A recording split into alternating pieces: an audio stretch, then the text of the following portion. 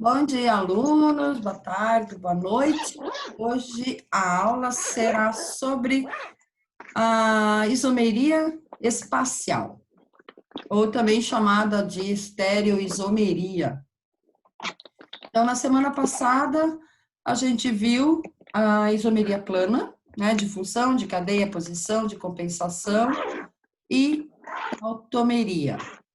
Hoje, a gente vai ver a isomeria espacial, que é dividida em geométrica e óptica.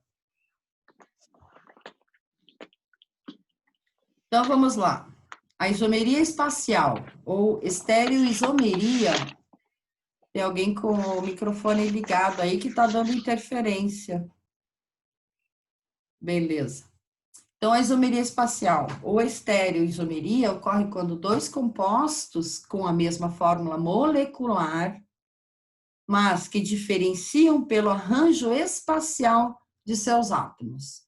Não é possível ver essa diferença entre esses isômeros somente analisando a fórmula estrutural plana, porque eles possuem o mesmo tipo de cadeia carbônica, o mesmo grupo funcional, quer dizer, se são álcoois, né? Então, eles serão sempre do mesmo grupo funcional, a mesma insaturação, quer dizer, a mesma dupla ligação, e o mesmo substituinte ou heteroátomo. A gente já vai ver exemplos. Esses isômeros, chamados de estereoisômeros, podem ser diastereoisômeros ou enantiômeros. Os enantiômeros, eles formam como se a gente colocasse uma molécula perante um espelho.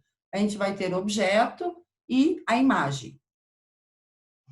A isomeria espacial do tipo geométrica, também chamada de cis-trans, ocorre com os diastereoisômeros, que são os isômeros que não são a imagem especular um do outro, quer dizer que não formam imagem como se fosse no espelho. Então, vamos à isomeria geométrica, que é um tipo de isomeria espacial que avalia e compara a posição no espaço dos ligantes de dois átomos de carbono em uma cadeia. Então, aqui a gente tem os dois átomos de uma cadeia, uma dupla ligação, que é essencial, né, para que ocorra a isomeria geométrica, desculpe, e os ligantes, no caso, são diferentes, né, aqui tem o hidrogênio, aqui um outro, pode ser um metil, um etil, aí vai depender da molécula. Essa avaliação é feita a partir de um plano imaginário entre os carbonos envolvidos. O plano imaginário na estrutura acima divide a molécula em um plano superior e um plano inferior. Com isso, podemos avaliar e comparar os ligantes dos carbonos envolvidos em cada um de seus planos. Como aqui estão o hidrogênio, um radical, e aqui também. Então, os ligantes são diferentes. A isomeria geométrica ocorre especialmente em compostos de cadeia aberta, que possuem ligação dupla entre pelo menos dois átomos do carbono, sendo que cada átomo de carbono da dupla possui em seus grupos ligados diferentes entre si. Então, considere esses dois isômeros formados pelo buteno 2. Buteno porque ele tem 4 carbonos, né? But é o prefixo para 4 carbonos.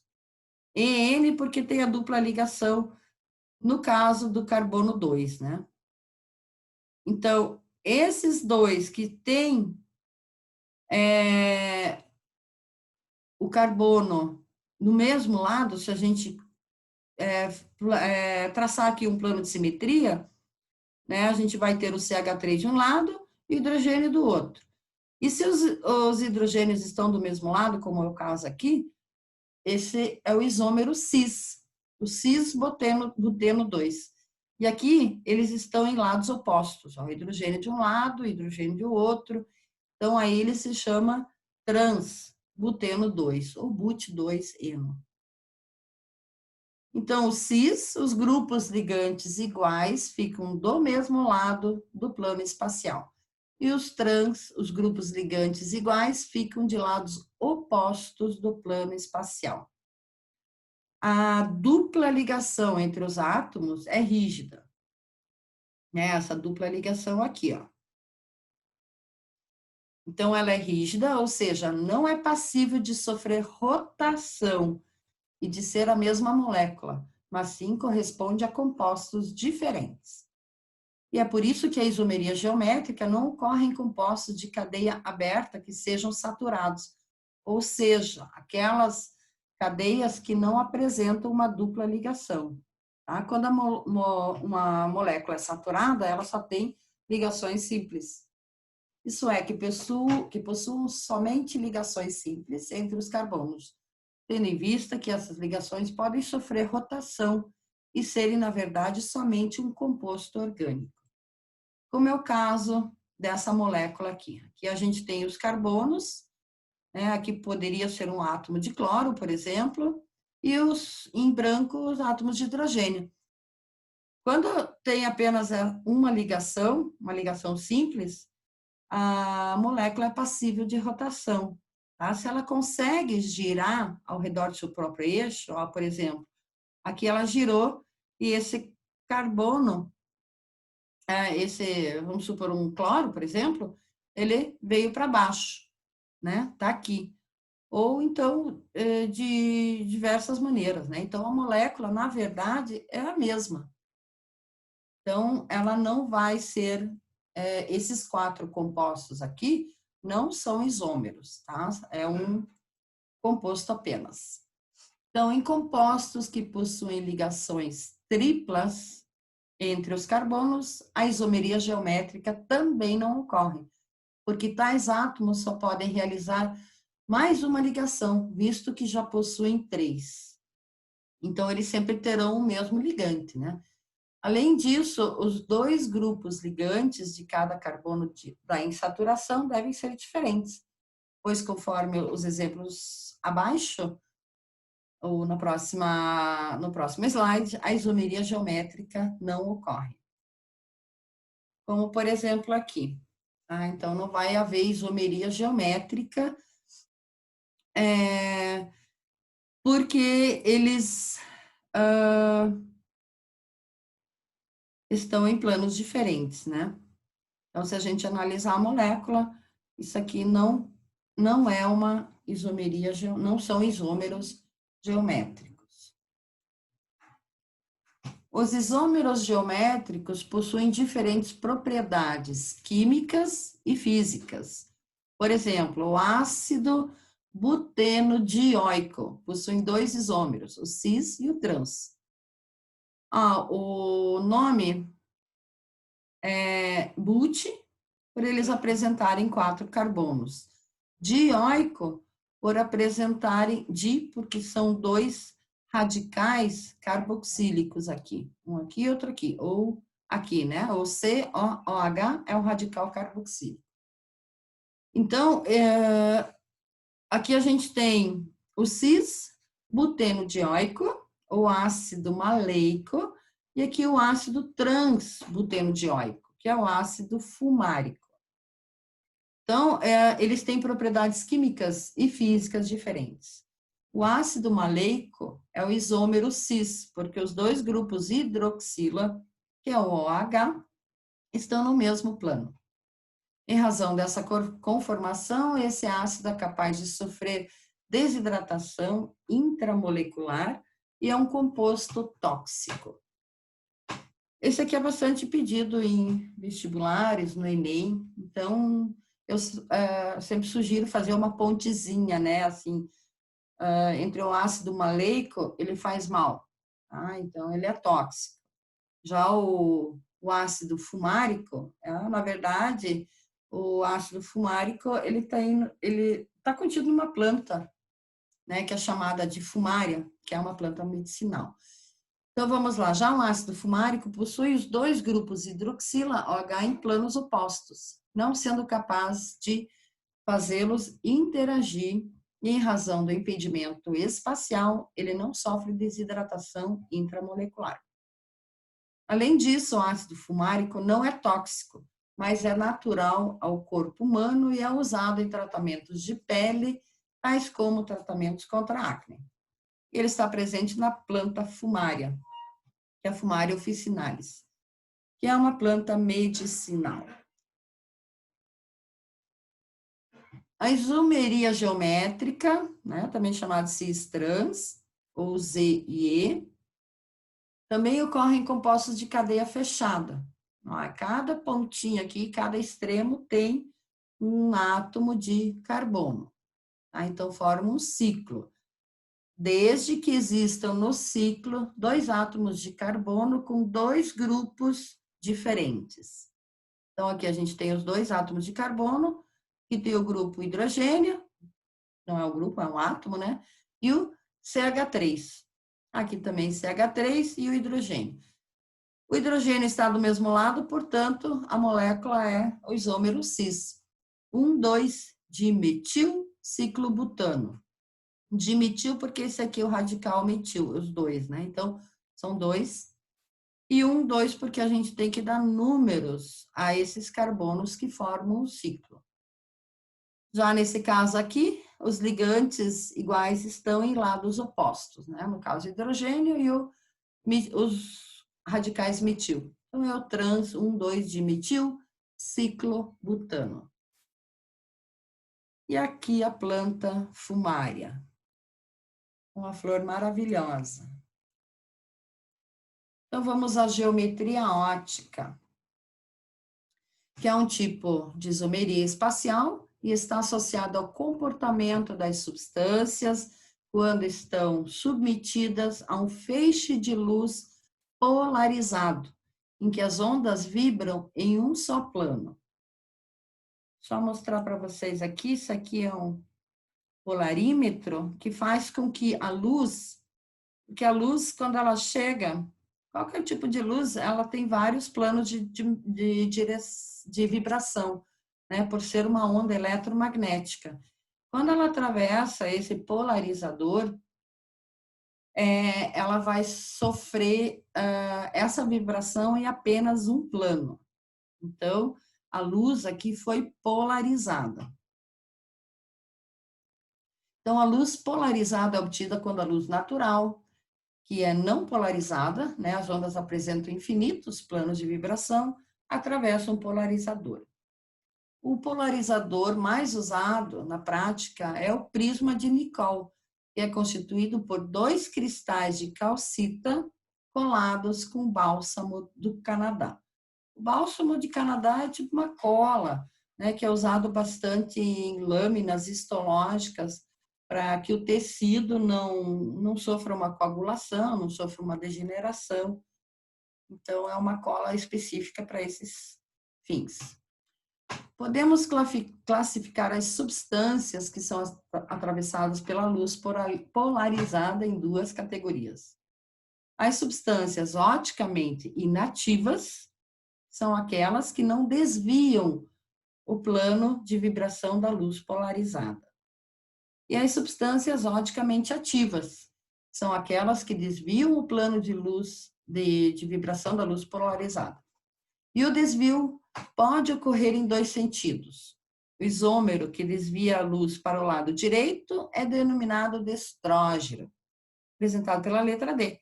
Já aquele que desvia a luz para o lado esquerdo é denominado levógeno.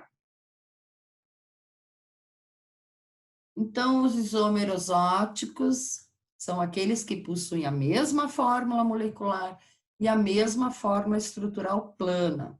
A diferença se encontra na atividade óptica de cada um.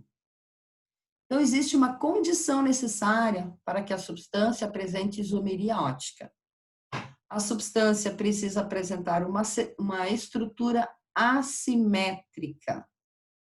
Uma estrutura será simétrica quando ela possuir ao menos um plano de simetria, ou seja, se pudermos dividi-la em 2 metades idênticas, então ela será simétrica. E as estruturas que não admitem nenhum plano de simetria são chamadas de assimétricas. Portanto, estruturas assimétricas, diferentemente das simétricas, não são sobreponíveis. Então, para uma estrutura ser assimétrica, ela precisa ter um carbono quiral, O que é um carbono quiral? Carbono quiral é um carbono que possui os 4 ligantes diferentes entre si. Tá? O carbono ele sempre vai realizar 4 ligações, portanto, os 4 elementos ligados a ele devem ser diferentes. Esses ligantes podem ser átomos radicais, como o metil, o etil, ou grupos funcionais, por exemplo, um OH ou um COOH. Então, a estrutura básica de um carbono quiral é essa daqui. Toda molécula que apresentar um carbono quiral será assimétrica, sendo compostos por 2 isômeros oticamente ativos, sendo um deles estrógeno e o outro levógeno. Suas moléculas irão funcionar como objeto e imagem em relação a um espelho plano. Por exemplo, aqui a gente tem um ácido lático, ou também chamado de ácido 2-hidroxipropaniônico. Prop porque tem 3 carbonos, hidroxi porque é um ácido carboxílico, né? Aqui está o grupo funcional, que é o COOH, e óico é a terminação dos ácidos carboxílicos. Então, se a gente colocar um perante o outro, ó, aqui está um espelho, né? Um espelho plano, um vai ser a imagem do outro. Tá? Se esse aqui for objeto, aqui a gente tem a imagem. Então, esse é o ácido lático estrógeno e o ácido lático levógeno. Então, eles são quimicamente e fisicamente idênticos, porém são fisiologicamente diferentes. Por quê? Porque eles provocam o mesmo desvio angular da luz polarizada, mas em sentidos opostos. Isso é, um dos isômeros desviará de mais alfa e o outro de menos alfa, ou seja, um levógeno e outro destrógeno. Um dos isômeros será denominado antípoda óptica ou enantiomorfo do outro. O enantiomorfismo acontece quando vocês se olham no espelho, então, escovando o cabelo, por exemplo, escovando os dentes, né? Vocês estão usando a mão direita e a imagem está usando a mão esquerda. Então, isso é o enantiomorfismo. A gente ainda tem uma mistura racêmica, que é a mistura em quantidades iguais dos isômeros destrógeno e levógeno. E essa mistura resulta em uma mistura racêmica, também chamada racêmico. O racêmico é uma mistura opticamente inativa, não causando desvio no plano de vibração da luz.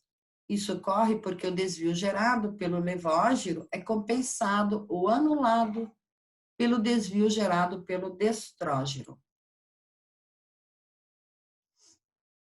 Então, abaixo a gente tem alguns exemplos de moléculas que apresentam um carbono quiral, sendo, portanto, representados por um par de antípodas ópticas e um racêmico.